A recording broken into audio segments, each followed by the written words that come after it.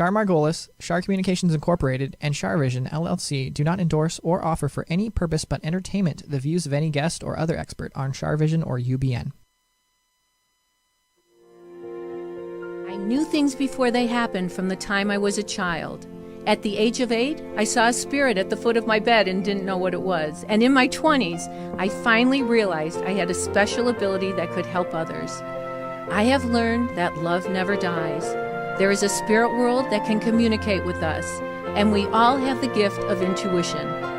Join me, and together we will explore the possibilities of the unknown from beyond and more. This is CharVision.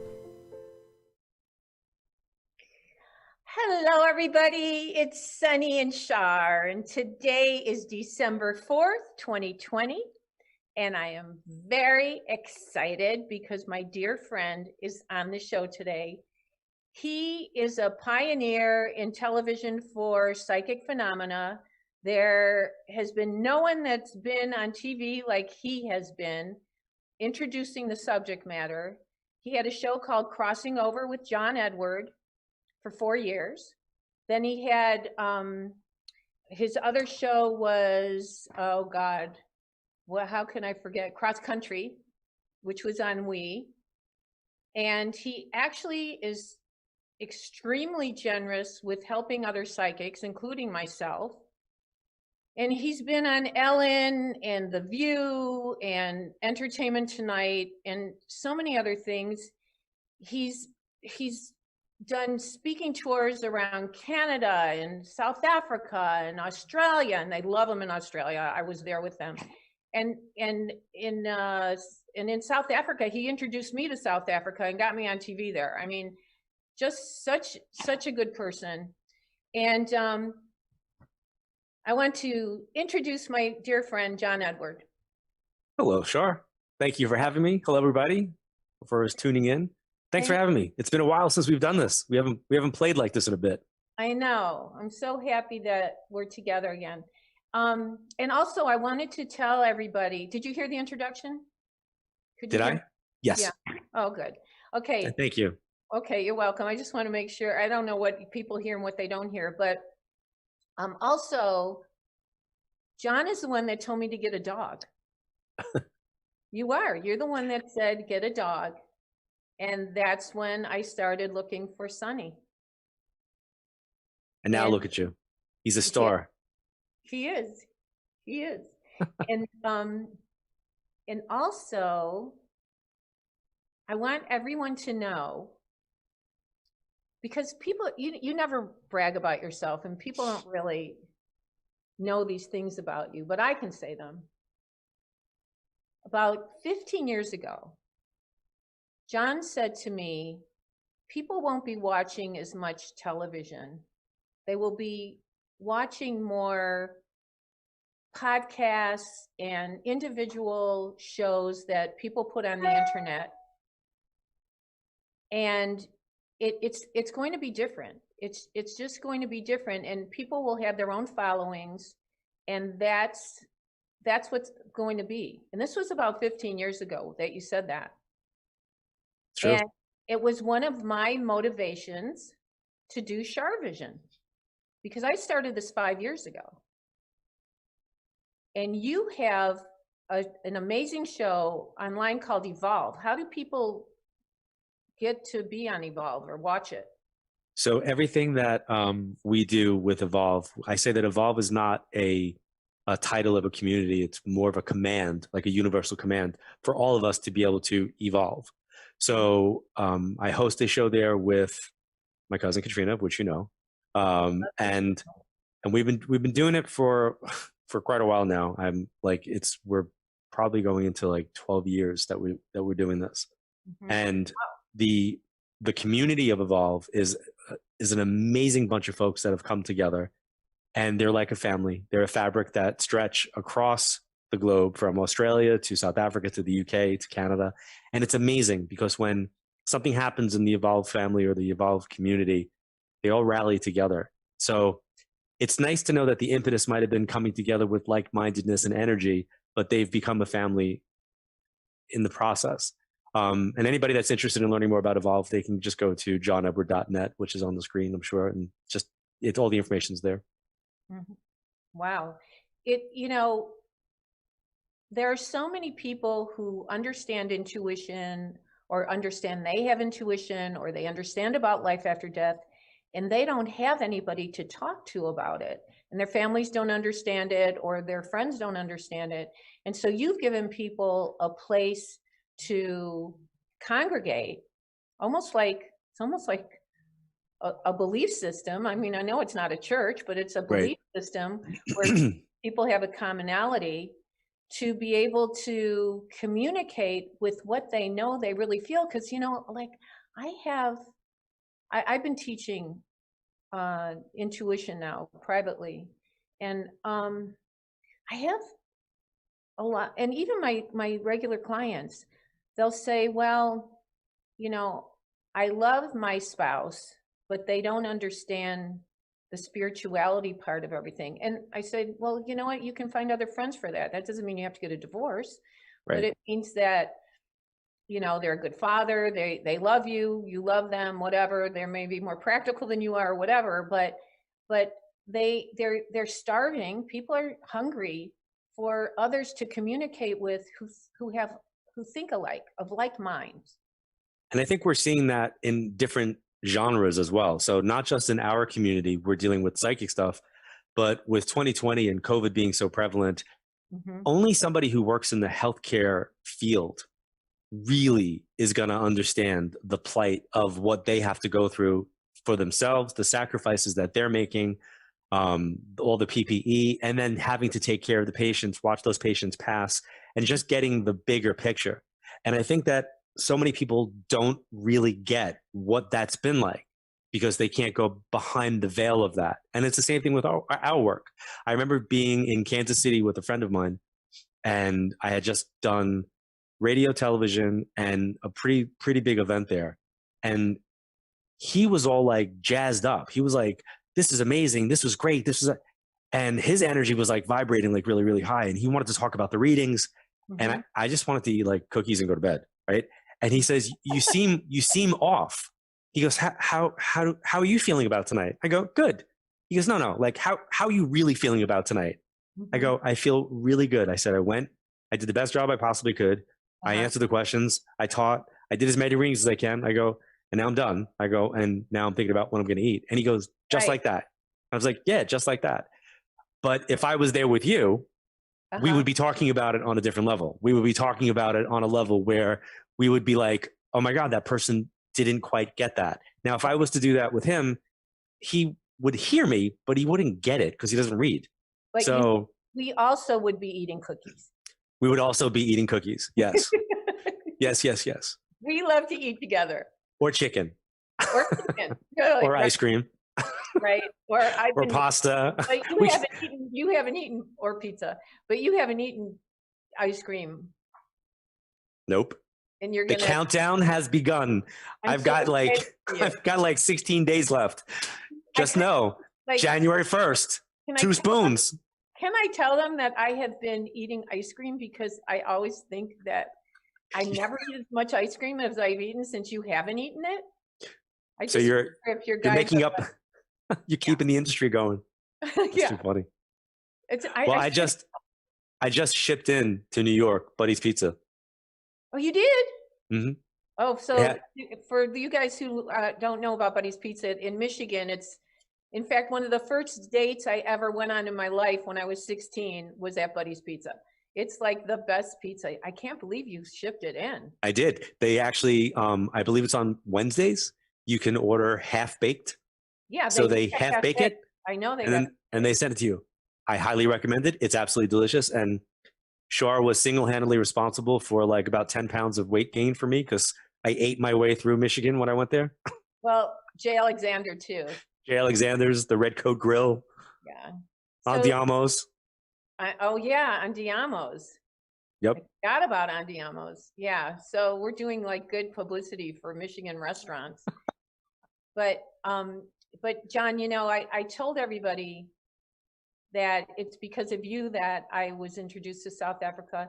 I've seen you help so many other psychics and numerologists and astrologers open up to this work. You're very generous with your sharing. Oh, thank you. Well, I feel like as a teacher, and that's what I feel like I am primarily, is like I'm a teacher. I want to raise awareness and leave people better than I find them. And there are certain things that I recognize that when I first started doing this, I felt like I had to know everything about numerology and I had to know everything about astrology and I had everything. And then it got to a point where a colleague of ours was, really excelling with numerology and was like coming at me with like all this numerological stuff, Jonathan. And I was like, okay, I gotta keep up. I have to like go back and like reread all the stuff that like, cause I don't use it. Like I use two things in numerology that I like for readings. Right. And then I remember thinking, you know what? I don't need to go back and do that. It's not my thing.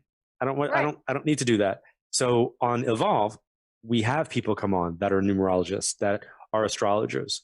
I'm very excited that I made a connection with a woman named Amanda Pua Walsh, who runs something called Astrology Hub. And she's going to be, kind of tailoring content for us for Evolve. So, you're right. I like to network. Send me a link. I want to see. Sure. It's amazing. She's amazing. And she's not an astrologer, but she has a platform like CharVision or Evolve. Right. It's called Astrology Hub. And it's kind of really, it's all about what we like. It's about putting information out there. And what I love is that she doesn't make one astrologer the star. She makes the subject matter the star. So for me, I resonate with that. And I feel like that's what we're doing. So as a teacher, yeah, if I could help somebody, but it's got to be somebody that's coming from the right place. It's not like, oh, I'm, endorsing all these psychics. I'm not. It's actually quite the opposite. I'm, if I actually say, check this person out, then you know that I believe in what they are and who they are and what they do and how they do it, and that they're coming from the right spot. Well, I appreciate that you do that. I do. I really do. So I hope you don't get mad at me. Uh-oh. You know how you hate surprises? Yes. Now you're turning red. Because I know you. I can't even imagine what's going to happen next. No. Okay. So it's all good. It's all good. So, Tony, just tell me yes or no. Are they here? Yes, ma'am. Okay. So, I do these intuition retreats. Yes. And I only invite clients that I like. Okay. I mean, I'm sure I've had people I didn't like come, but most of them are like clients that want to come and I like them. So I have these two clients that I really love. And they come here and I read for them. And all they do is talk about John Edward. They love you. And so they have a validation story for you. I know nobody ever does this for you, and you deserve to have this because you do, you're like me. You just care about the next person you're going to read for. You don't really know what happens from your reading. Right. So, Tony, could you please bring them on? All right, here they come. Okay, so let's see. There is Sylvia. And hi, Sylvia. Can Barbara and Sylvia, can you hear us? Yeah, I just need to move my so let's see. There is Sylvia. And hi, Sylvia. Hi, John. Hi there. Barbara and Sylvia, can you hear us? I can hear you. Okay, so Tony, something's wrong So with they need to turn down their audio from their watching the show. You guys got to turn down your audio. Okay. Okay. So, there we go. There you go. Okay. Hi, girls. Can you hear me now? Yes, we can hear you. Okay. I'm so happy to see you girls. Okay. So I told John before I brought you on is like, you guys come to my retreat and your biggest thing is talking about the story about John Edward and the validation. And it's actually a great story. So I would like you to talk about it and explain what his prediction was. And it started in a gallery, right? Like John is the one that reads for a whole big audience. Actually, so we've written it down, and I'm just going to read the basics to you, Char, so I don't wander in what I give you. But Okay. it actually Read it to John too. I will. It is John. Char, I am. guess who told her not to wander? That was me. That was you. Okay. I was going to leave that part out because I didn't, Okay. But yeah, in the interest of conciseness. So 13 years ago at the Los Angeles Millennium Hotel, I was with my oldest daughter, Cheryl. We were with several hundred people in a ballroom hoping to get a reading at John's event. I was lucky enough to have my mother-in-law come through to John, and she brought information about our mother's family. So Barbara and I, mother's family. John, you said, they're saying that your mother was one of 6. And I said, no, she was one of 5, but that's okay. Go ahead and keep going. And you said, no, they're saying one of 6. Just remember that I told you that and look into it. So you went on and gave us a whole bunch of other information, and it was a wonderful read. Just so everyone knows, she's talking about John doing his audience event, and that's John that said there's 6, not 5. Yes. So we asked our mother, and she said no, there were only 5 siblings. No adoptions, no foster children, no one else. So finally, we asked our Aunt Sylvia, who I'm named for. This is my mother's sister. She just turned 101, which you know about, Char. Right. And she told us that her mother had lost her firstborn child. Wow. He was born full term, but only lived a few hours. Our grandmother was devastated, and she decreed it was never to be spoken of in the family again because it just made her so sad. In those days, this was 1910. You lose your firstborn son. That was really something. So, so it was never spoken of, except that many years later, she did tell Sylvia, our aunt, about it because Sylvia had chosen not to have any children. Oh. And for some reason, she felt, she wanted to share that with her. So with our aunt's confirmation, I began the process of it took 10 years, but I found a birth certificate, a death certificate, a grave, and the fact that my grandfather had purchased 6 plots in a cemetery in our little hometown. Now, this is Western New York, south of Buffalo. The town is Eden, New York. Mm-hmm. And all our family still lives there. My husband's family and everything lives there. Mm-hmm. So Barbara and I had a plaque made, and it says the family name is Booth, B-O-O-T-H. So we had a plaque made, Baby Booth, and born and died June 17th, 1910. Oh. And it took us 10 years to do it, not because it was all that difficult to really rattle the powers that be in New York State, but just you're not thinking of it. And it kept niggling at Barb and I, we really ought to do something about this. And it was quite satisfying.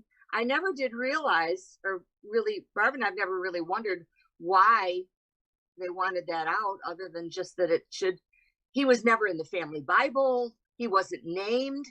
So that's our story. And wow. Yeah. Wow. That's so cool. Barbara might have something to add. I'll sit back and listen. Okay. No, I think you've covered it completely. I was just interested in the psychology of it because literally no one else on the planet left alive knew about this but our aunt. That's true.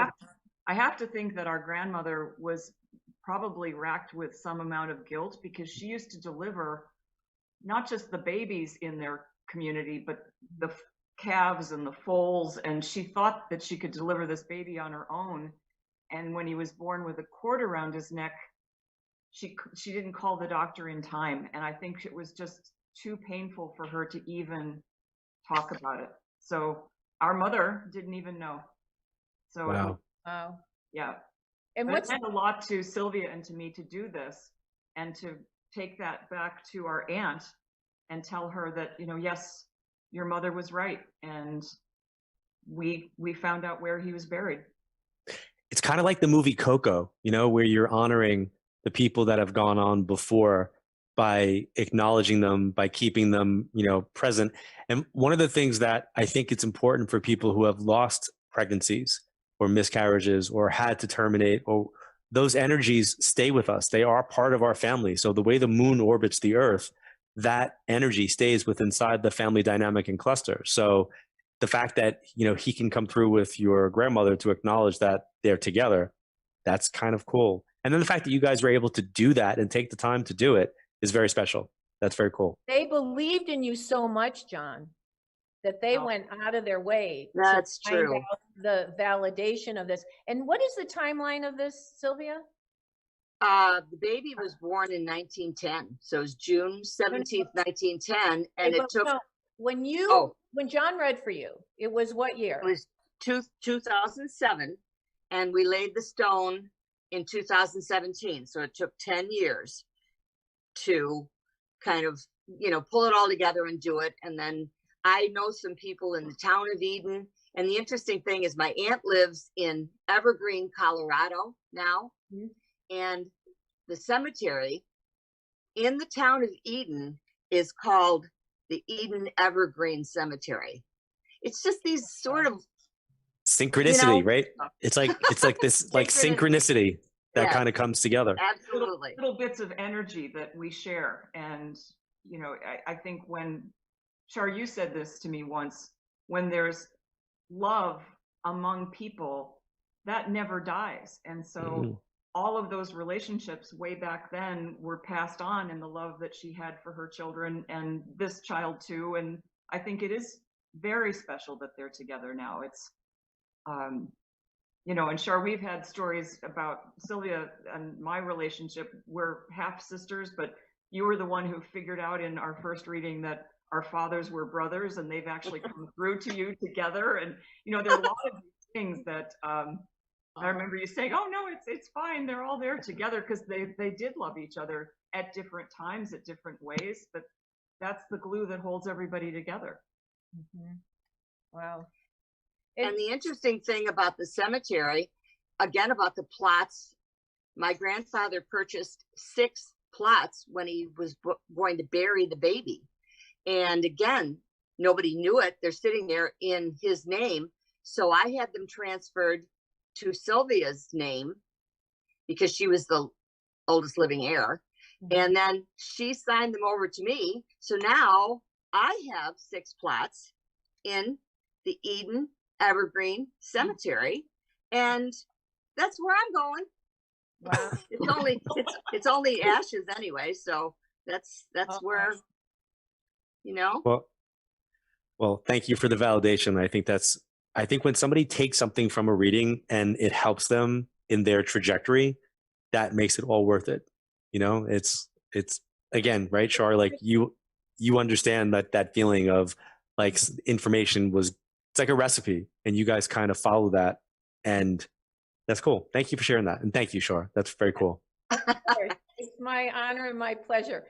But I just want to say something really funny, because Sylvia's sitting there talking and her husband's back there on camera, not saying a word, and we're not sure if he's a cutout or a real person. Actually, it's my daughter Cheryl, who was with me in Los Angeles 13 years ago. Yeah. Yeah, and Pause on the camera for you to It's great to see all 3 of you. It's All lovely 3 to of see all 3 of you. Thank Char, you well, so much. we'll be in Palm Springs. We'll be in Palm Springs real soon. We'll take you to the cemetery and we'll go see Frank Sinatra again. How's that? Do you want to tell that story real quick? Oh my gosh. Oh, I told Char that I'm a Frank Sinatra fan, and we were in Palm Springs, and I said, I know where he's buried. And so she piles us in the car at 10 o'clock at night. Wait. It was What? closed. She couldn't get in. The cemetery was closed. And I said, oh no, I have a feeling we can get into the cemetery. And we found a did. gate somehow that was open Yes, we did. at 10 o'clock at night, in the Yes. at nighttime. And we have pictures to prove it. We're driving around and I said, I know exactly where his little headstone, it's not even, it's just this little plaque.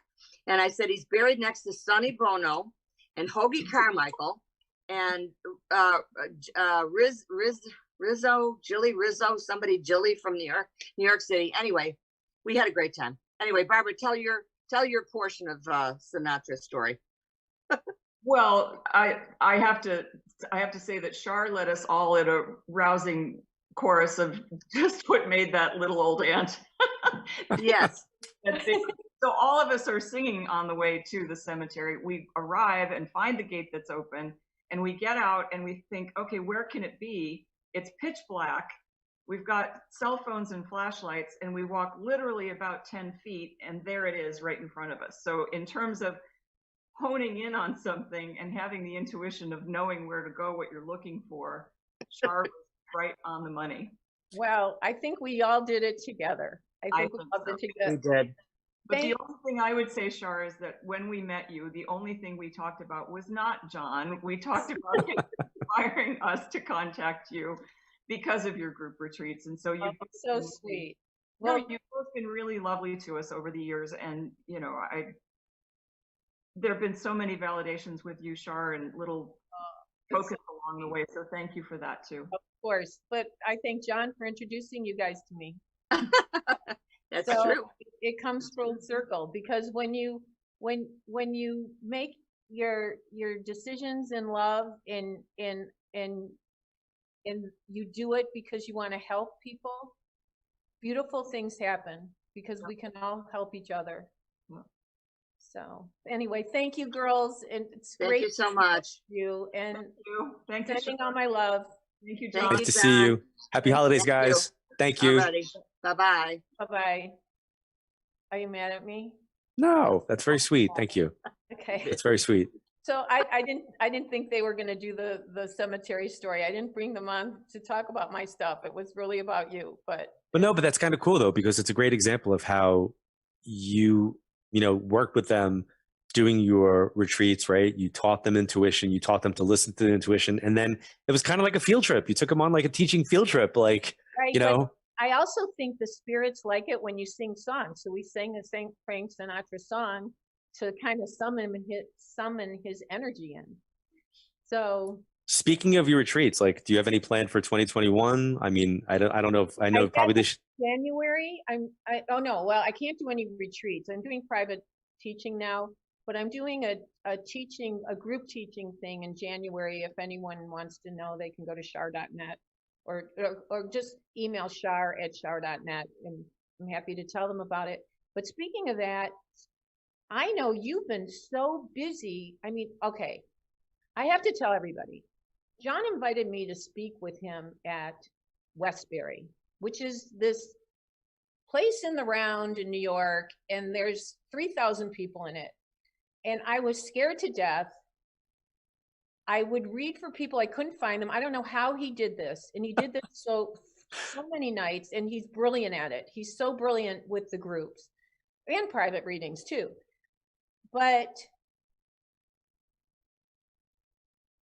I remember picking up on someone, and then I couldn't find where I was talking. I don't know how you did that. But so I'm gonna tell you. We discussed this once before, but I don't know if you were actually listening to me when I said it. When I explained it to you, when I first started doing Westbury, I was so nervous about doing it in the round because I get a pull, so I know like where I'm going. Mm-hmm. So if I'm standing in front of an audience, like I trust that pull so much that like you could say whatever you want, like no, and I'm still sticking with where I'm being pulled.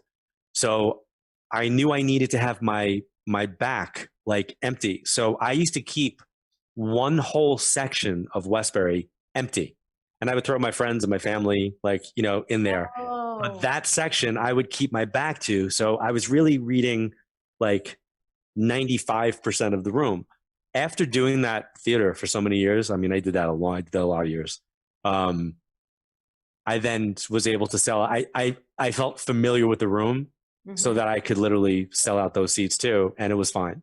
But it's a little bit daunting energy wise when you're in a circle. And then plus, if I remember correctly, I kind of think one of the nights that you were speaking, the stage started to rotate because it's a moving stage.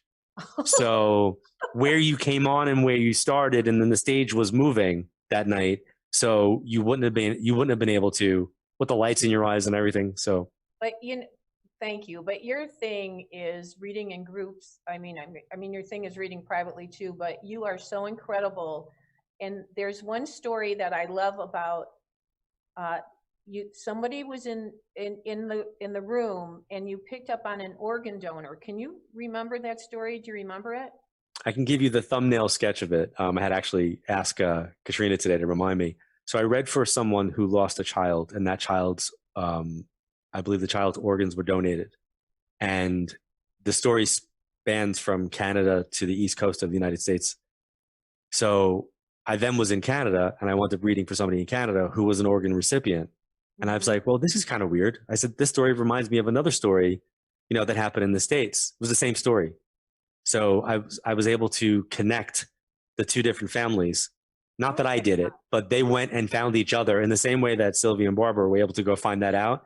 It kind of sent them on a journey, and then they became like family. They started hanging out. So like I believe if I get this correct, one woman's child received the other woman's child's organ.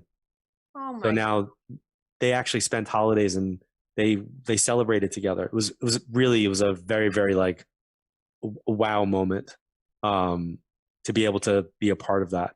It gives me such goosebumps, and it's so heartwarming. It's so special. It's so. But it shows how we're all connected, and even not family. And what I've noticed, and I say of lately because I'm doing so much on Zoom, right? So I have like all these different squares up in front of me.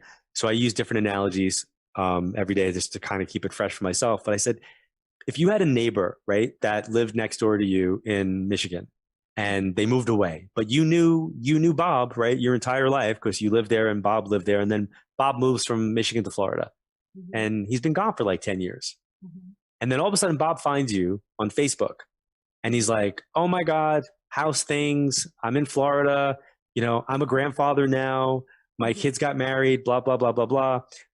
Tell the family I said hello. You would go back and you would tell the family, oh my God, I heard from Bob. He's living in Florida. He's a grandfather now. And it's a very festive and fun thing when people connect like through social media and they haven't seen in a while, most of the time. If that happens in a reading, it almost becomes like angry. People will be like, well, I don't know why Bob's coming through. We're not even related. I haven't seen him in like 10 years. Why would he come through in my session? That's not who I want to talk to. And I'm like, whoa. I'm like, but that's part of the process. People that have crossed over that you're not expecting to hear from will come through. So anybody that goes for a reading, whether it be private or for a group, needs to be aware that that kind of connective energy can take place. But I would love, because you've been doing this and traveling the world, doing this in Australia. Boy, do they love him in Australia, everybody. It's mutual. It's definitely mutual. Yeah, you love them. I know it's your place. But now you're doing it virtually. So how can people sign up for your events? I mean, they're so lucky to be able to do that. I mean, I've sat in so many of his events. So there's a couple of different things that I'm doing. I get bored, so I have to always keep things moving. I can't do the same thing all the time. So, in addition to the private readings, then I do 10-person groups. And then I've got regular virtual groups that are kind of like bigger than that. And then we have like 25-person groups. And then in January, February, and March, we have a 3-part group that I'm doing. So it's like somebody bought a ticket and they get one group a month for 3 months. Oh, that's a great idea. Yeah, because a lot of people, I started to notice specifically this year, a lot of repeats were kind of coming back on. And I'm like, it was making me uncomfortable. And I'm like, this is too expensive for people to be doing this as often as they're doing it. So when I said it to a couple of people, like, I shouldn't be recognizing you in my group. Like, no offense, but I shouldn't be recognizing them. And I was recognizing them like by name. Like I would see them and be like, oh, there's Bob, right? That type of thing. Right. And I said, like, I'm just concerned about the expectation of what you guys want. Are you going to, what if they don't come through? You want to be able to help someone. And if they're there to be connected and you can't, because they're not coming through, that's not a good feeling. And they all said the same thing. They were like, we're not here for the reading. We're here for the experience. We just want to be a part of the energy. It's uplifting. It's positive. It reinforces what we know. And, questions get answered that, we had or we didn't even know that we had. So a lot of people like to be part of the groups just to be part of the group, not even for the reading. Right. So it's been a cool journey. So even when the pandemic's over, I still plan on keeping the Zoom groups going because I'm enjoying doing them. Well, it's like we were talking before of like kind. People want to be connected to the energy of people who understand what you're feeling and what you're doing, and that your mindset. And Char, what I found really fascinating with all the group work is that when you're in an in-person group, people are scattered all over the place, and you don't really have this like personal connection like we have right now. Right. And then on the Zoom groups, you have people that are from all over the world in one group. Amazing. So you could have somebody from Australia, somebody from the UK, somebody from Canada, somebody from Pittsburgh, all in this, this group experience. And what's amazing is the same synchronicities that kind of like bring them together.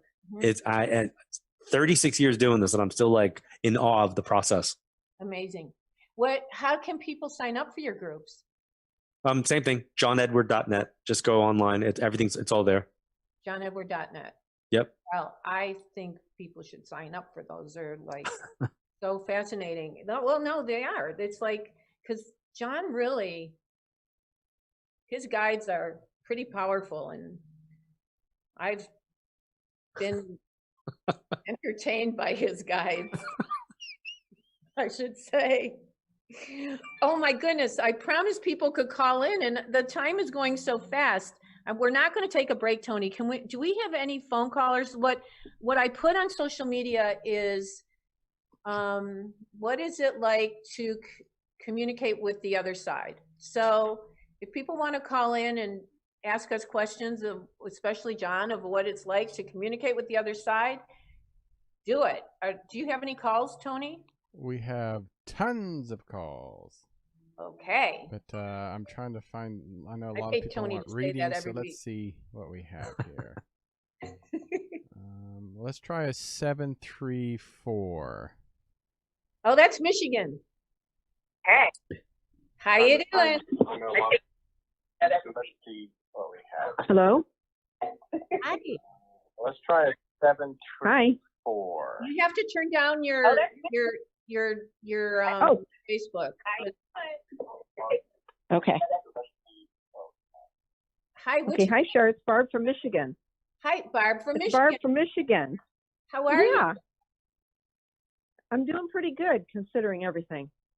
Considering COVID and everything. Where did you say you're in Ann Arbor? Where are you? Where? I'm in Michigan. Yeah, Ann Arbor or where? Oh no, downriver. Oh, downriver, nice. We spoke. Beautiful. Yeah, we spoke last summer. Oh, we did. Oh wait, yeah. I've read for you. Oh yeah, many times. Oh, Barb. Oh, so nice to hear from you. Oh my God, I'm so sorry. What kind of question about talking to the other side do you have for John and myself and Sunny? Well, Char, and it's nice to speak with you, John. Hi. And what I was wondering is, I'd had some psychic experiences of my own. Okay. And, I often feel that I hear a loved one's voice in my head, not really their voice, but almost just like a thought that's not my own.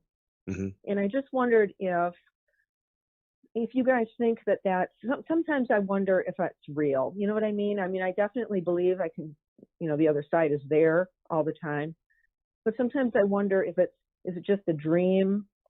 Are they really trying to talk to me? How do you know the difference? John? So I follow a 95-5 rule. 95% of the time I try to logically rationalize the experience or the phenomena away, and I push it to the point where I can go, okay, is this like, am I just thinking that, or did I actually get that? And that's what I encourage people to do, right? Are you actually getting that? Did you get that? How did you get that? And try to analyze where the information came from. But the fact that you're questioning it is good. And that lends me to believe that the 5%, right? 5% of the time, it's actually an actual connection or them coming through. So Mm-hmm. patterns always get established when people are communicating, whether we're in the physical world Mm-hmm. or in the afterlife. There's an established kind of pattern that somebody will do. And it might start with finding feathers. It might start with the lights flickering, songs on the radio, 1111, whatever those things are. But like you said, it's not an out loud voice, but it's like a thought voice that's not your own.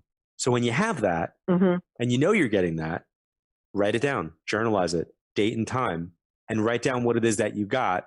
And then almost like you're a journalist, ask them a question. Like ask them for a validation of something and then write that down. And then you'll see over a period of time where the accuracy is. Now, if you look at, if you look at the calendar and all of a sudden you realize, oh my God, today's the death anniversary of my mom. Well, then that's you psychologically tuning into that. That's different as opposed to randomly having something pop in your head and be like, why am I thinking about that? To realize that you're actually getting it as opposed to thinking about it. I do often write it down, and sometimes the handwriting doesn't look like mine. So I think it's weird.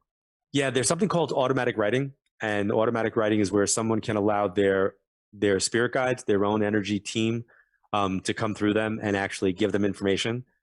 Sometimes people will open up and allow their loved ones and friends to be able to do that. And there was a pretty well-known journalist by the name of Ruth Montgomery.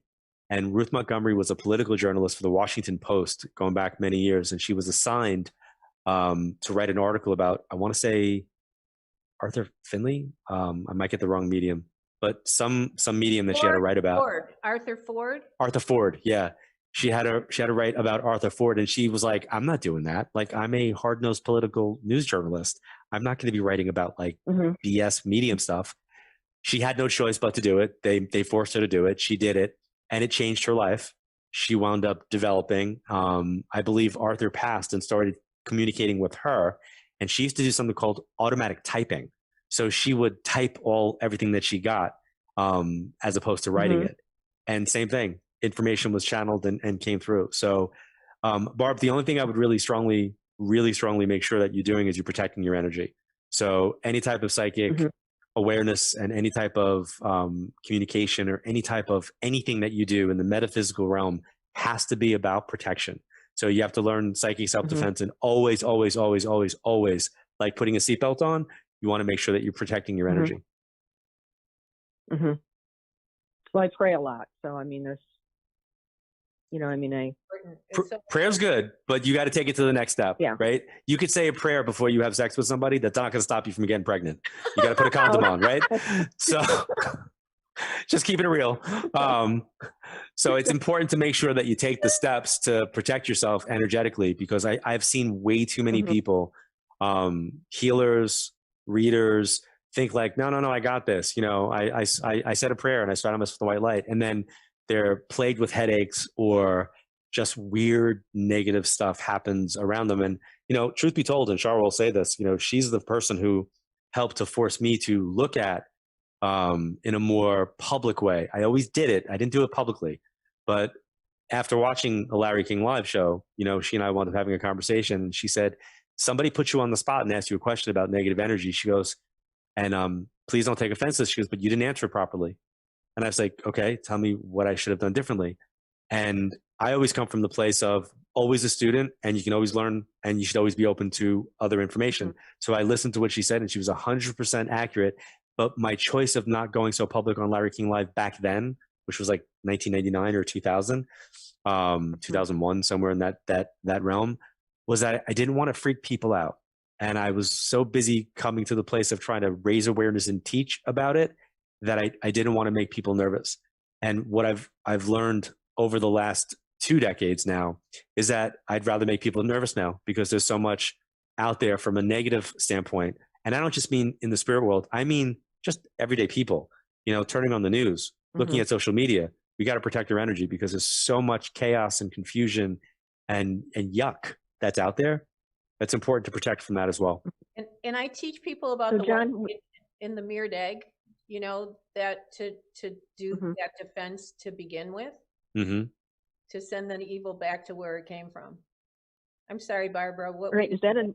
I was just wondering, is that enough to just say I refuse to let the evil in? No, You're not you welcome. say go back to where you came from. Get out of here. Mm-hmm. I like to do things so like Right. if you like prayer, right? I like to use prayer as well. And being, born and raised Catholic, using the rosary for me, the repetition of prayer has been very, very helpful. But when you set an intention with your prayer, whether it be for somebody who's passed or somebody who's ill or somebody who's dealing with COVID or somebody who's whatever, as well as when you're protecting yourself, sealing it with prayer, but being a little bit more visualization heavy for me is important. So there's a ton of different things. And Char just talked about the egg exercise that she does in her workshops. So doing something like that is very, very helpful. In addition to smudging, which is like burning sage. I'm pretty big on the visualizations and using things that help to shield. Like Captain America has his shield, Thor has his hammer. Luke Skywalker and Yoda have their lightsaber. There's always a tool in some way. Well, Barb, thank you so much for calling, and it's so good to talk to you. And thank you so much for watching. Thanks, Barb. It is. I'm going to be calling you for an appointment soon, Char. Okay, well, I'm due. 248-909-2427. I'm there. Yep. Oh, I know the numbers in my speed dial. Well, it'll be an honor and a pleasure if you decide to. I'll do my best. I always try my hardest. Oh, I know. I love your experiences, Char. They're wonderful, and I'd like to experience that with John as well. Well, I would get into one of his groups or set up an appointment with them too. Sounds great, and hopefully by next summer I'll be able to see you in person. I'm counting on it. I really miss Michigan, so. Oh, I know. You sure will, and I will talk to you soon. Thank you so much, you guys. Yes, you be well. Thank you. Thank you. So, John, I forgot to tell you that I was watching the morning show today, and John's got a connection with Thor, and I've never seen this. They said, and for Christmas, they're selling a Thor hammer or whatever. I have it. I got it last year for Christmas. Are you serious? Yeah. And I watched it and I went, that is such a validation for me that John's going to be on my show tonight and that everybody's happy about it. That's cool. So good. So good. So, Tony, we don't really have much time. Do we have time for one more caller or? We have about 2.5 minutes. 2.5 minutes. Let's get a quick caller in, but somebody who has a question for us about being in what it's like to communicate with the spirit world, because we really don't have time to do right now. All right. I have I think Amy on the line. Hi, Amy. Hi, Char. Hi, guys. Wonderful show tonight. Oh, it's so kind. Thank you so much. Thank you for calling in. What is your question about talking to the spirit world, what it's like? Well, I'm a medium myself, and I just wanted to thank you both for paving the way with crossing over. And then I finally got to see both you and John work together on, I can't even remember what it was, and I can't find the crossing over episodes anymore, which I hate, but I love you guys. And thank you. Want to thank you both. And I'm just wondering, what do you guys do in the situation? For me, when you need the medium, you guys are the medium, and a lot of us can't get to you. I feel very lucky that I got through. I know I sound dumb and starstruck because I probably am. Well, John, what do you think? I'm not really sure what the question is, to be honest. She wants to know where she can get help, but you reminded me of something, Amy. John's shows are being repeated somewhere, aren't they, John? Crossing over or? Cross Country is now on Pluto TV, I think. Pluto TV, so you guys can watch that.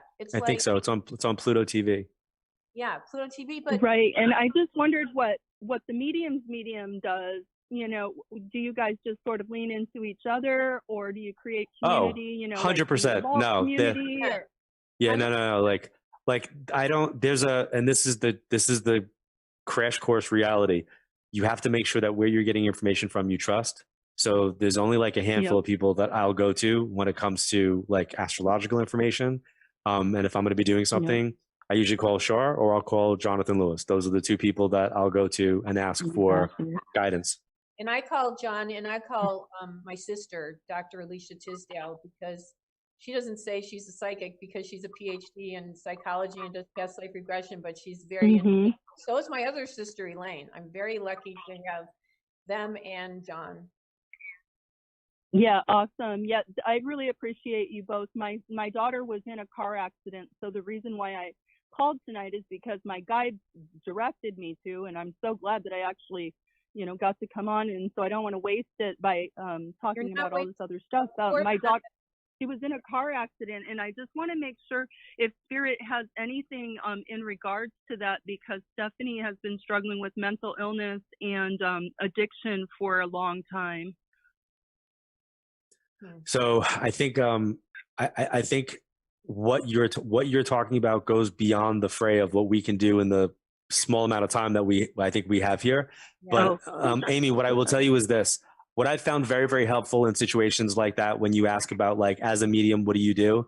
I think we look for the lesson, and part of the lesson would be to look at your natal chart astrologically, as well as your daughter's chart, and then look to see what the lessons and transits that are taking place right now. Good advice. Okay, will do. Thank you so much. Thank Amy, you. Thank you so much for calling and your kind words. Well, John, thank you. Love you guys. Love you too. John, I can't thank you enough for joining me today, and Sunny, and thank you for having me. I mean, listen, it's been quite a while. You haven't asked me back. Well, it's like I don't want to take advantage. Just saying. I don't want. Well, will you come back sooner? Because really, we really need to tell the story. Which one? There's too many. I know, the one about Larry King when we were on. Oh, there's a few. The one I don't know. Some of the stories I don't know if we should tell. I know, that's why. The internet is forever. That's why I'm bringing it up. Because you would never tell that story. There's a few of them though I can think of. We'll have to compare notes and then decide which ones we should tell and which ones we can't tell. Promise me you'll come on again in 20. Absolutely. Yeah, and maybe next time we'll do more callers. Okay, let's do that. That's a deal. Well, send my love to the family and hugs. I will. And your Thank you for having me on. Thank you, Tony. Okay, Bye, take John. good care of yourself. I'll talk to you at Christmas. Okay, you got it. Okay. Bye. Bye. Love you too. Bye-bye. All right, everybody. That's it for tonight. Thank you so much for tuning into CharVision. We'll see you again next Friday evening.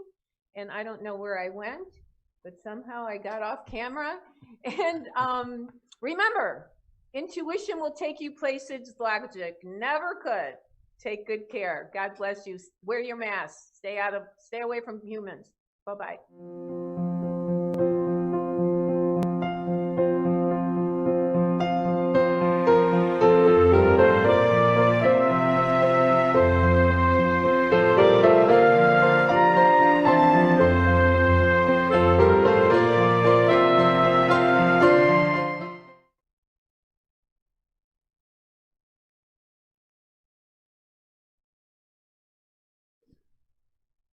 All right. Good job. That was great.